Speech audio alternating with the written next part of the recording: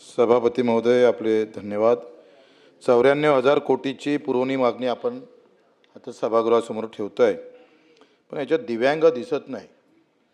प्रतापजी, दिव्यांगांना 2,500 आता काही भागत नाही त्याचं, आणि बाकी राज्यामध्ये 4,000वर दिव्यांगांना मानधन भेटतं. ज्याला 2 पाय नाही, हात नाही, डोळे नाही, त्याच्यासाठी आपल्या सरकारनं अधिक पुढाकार घेणं फार गरजेचं वाटतं.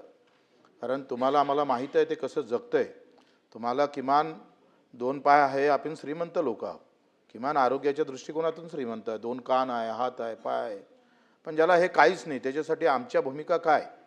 खरं तर पृष्ठ क्रमांक 49, बाब क्रमांक 30 या सगळ्या याच्यावर थोडं परिवहन मंत्री आहे. तुम्ही AC बस आहे तिथं तुम्ही त्याला आरक्षणच देत नाही. त्या तुमच्या खटारड्या गाडीत देतं आरक्षण त्या दिव्यांगाला. प्रतापरावजी, तुमच्याकडून अपेक्षा है, आपने झट करके निर्णय लेना जरूरी है. ते मागे घेतो. धन्यवाद धन्यवाद. मागे घ्या माझी. पण आता हे ज्या तातडीनं उठून तुमचं तुम्ही लक्ष सांगितलं, वेधण्यासाठी बोलले ते. तसंच तुम्ही आम्ही आरक्षण देऊ असं सांगितलं असतं तर अधिक बरं वाटलं असतं. आणि बच्चू भाऊ. पणन APMC मध्ये सुद्धा बाजार समितीमध्ये 5% निधी खर्च होत नाही. राहुलजी, तुम्ही तो निर्देश दिले पाहिजे. 5% त्याचा वाटा आहे. 2016चा कायदा आहे, आणि त्याची कर्जमाफी जशी शेतकऱ्यांची झाली तशी त्या दिव्यांगांची पण कर्जमाफी होणं गरजेचं आहे. दुसरं पशुसंवर्धनचा विषय आहे. जे मेंढपाळ आता गावागावात आम्ही पाहतोय महाराष्ट्रभर आहे, ज्या मेंढपाळांनी शिवराज्यासाठी खरं तर मोठी भूमिका घेतली होती, त्या मेंढपाळ बांधवांचे हे 3 महिने फार कठीण आहे. जून, जुलै आणि ऑगस्ट त्याला कुठल्याही चाऱ्याची संधी नाही आहे. तर वनमंत्र्यांच्या माध्यमातून त्याला ती जागा दिली पाहिजे, कुठेतरी चराईसाठी हे 3-4 दिवस ठेवले पाहिजे.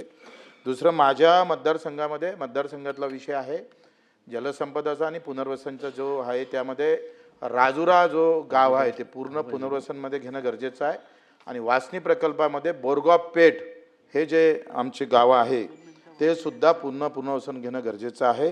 कारण हा सगळा खारपान पट्टा आहे आणि त्याचे वल हे सगळ्या घरापर्यंत जातं. दुसरं, कामगाराच्या विषयावर बोलतोय, तुम्ही बोलू दिलं आहे, 2 मिनिटाच्या वर जाणार नाही, कारण आम्ही तसे शब्दाचे पायी खाव.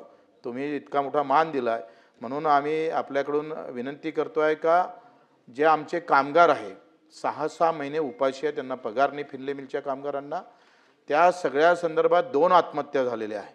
आणि त्या आत्महत्या सुद्धा आमच्या विदर्भातलेच कामगार मंत्री आहे, तरीसुद्धा त्याच्यावर लक्ष होत नसेल तर ही आमच्या सरकारासाठी दुर्दैवी गोष्ट आहे.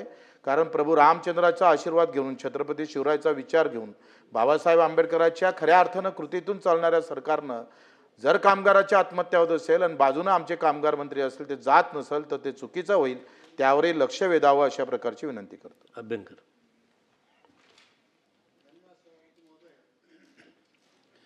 मी बाब क्रमांक 173 पृष्ठ 100